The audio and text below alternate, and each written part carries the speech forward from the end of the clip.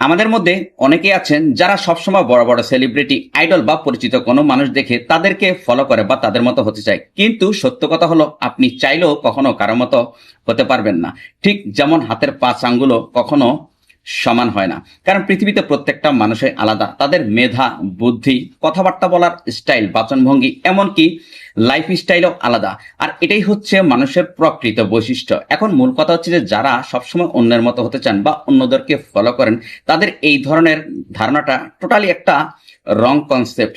বাস্তবতা হচ্ছে যে আগে নিজেকে চিনুন, নিজের স্বাতন্ত্র্যকে ফুটিয়ে তুলুন, নিজের মেধা ও দক্ষতাকে কাজে লাগান, নিজের পথ নিজেই তৈরি করুন। আর পারলে এমন কিছু করে দেখান যাতে করে আপনি নিজেই নিজের একটা ব্র্যান্ড তৈরি করতে পারেন। আরেকটা কথা মনে রাখবেন যে অন্যের মতো হওয়ার চেয়ে অন্যদের চেয়ে আলাদা হওয়াটাই বুদ্ধিমানের কাজ। বা অন্যদের থেকে আলাদা হতে ভয় পাবেন না, কারণ সত্যিকারের সাফল্য আসে স্বতন্ত্র ব্যক্তিত্ব থেকে। এখন সর্বশেষ কথা হচ্ছে যে আপনি কারো কপি বা নকল নন, আপনি আপনার নিজস্ব। আপনি নিজের স্বাতন্ত্র্যকে বিশ্বাস করুন, অন্যের কৃতিত্বকে অনুকরণ না করে নিজের কৌশল ও মেধা দিয়ে অন্যদের চেয়ে আলাদা হন। আর এই পার্থক্যটার কারণেই মানুষ আপনাকে চিনবে। Thanks for watching.